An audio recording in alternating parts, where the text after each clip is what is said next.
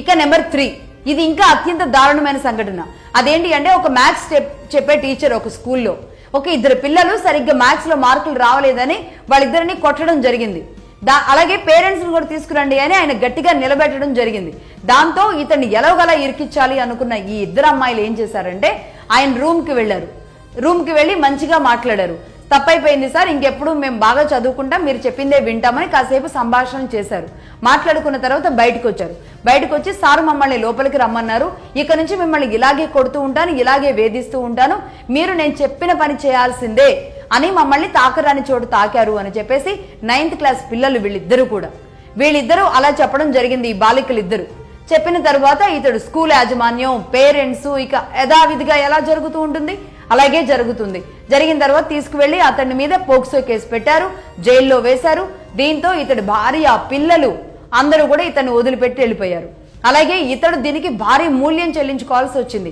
ఉద్యోగం పోయింది. బయటకు వచ్చిన తర్వాత ఈ కేసు ఆధారంగా అతడికి ఏ ఉద్యోగం లేదు.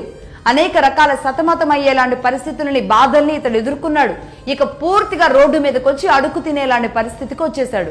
ఇక్కడ వరకు ఎంత బాగానే ఉంది కదా. ఇక్కడ జరిగిన ఒక ట్విస్ట్ ఏంటో తెలుసా? దాదాపుగా ఒక 6 ఏళ్ల తరువాత, అంటే ఇది జరిగిన 6 ఏళ్ల తర్వాత, అంటే సరిగ్గా ఇవాళ మే కదా, లాస్ట్ డిసెంబర్లో 2025 డిసెంబర్లో జరిగిన ఇన్సిడెంట్ ఏంటో తెలుసా? ఈ 2 అమ్మాయిలు పోలీస్ స్టేషన్కి వెళ్ళి సార్ మమ్మల్ని ఇబ్బంది పెట్టలేదు, మేము ఆనాడు అబద్ధం చెప్పాము అని 6 ఏళ్ల తర్వాత వాళ్ళు రియలైజ్ అయ్యి ఆ కేసు వెనక్కి తీసుకున్నారు. ఈ 6 ఏళ్ల జీవితం, అతడికి పోయిన సర్వస్వం ఎవరు తీసుకొచ్చిస్తారు అతడికి? అతడు బతకాలా చావాలా? తన కుటుంబం ముందు ఏ పరువు అయితే తన కుటుంబం ముందు పోయిందో, ఈ 6 ఏళ్ల పాటు తాను కోల్పోయినది ఏదైతే ఉందో అది ఎవరు తిరిగి తెచ్చిస్తారు అతడికి? అది స్త్రీ కావచ్చు, పురుషుడు కావచ్చు. కోల్పోయిన గౌరవాన్ని, పరువుని ఎవరు తెచ్చిస్తారు? 6 ఏళ్ల పాటు నరకం అనుభవిస్తూ న్యాయం గెలవకపోతుందా అని అతను చేసిన పోరాటం అతన్ని నిలబెట్టింది. అదే ఒకవేళ అతడు చనిపోయి ఉంటే సమాజానికి ఆ నిజం కూడా తెలియకుండా చనిపోయి ఉండేవాడు.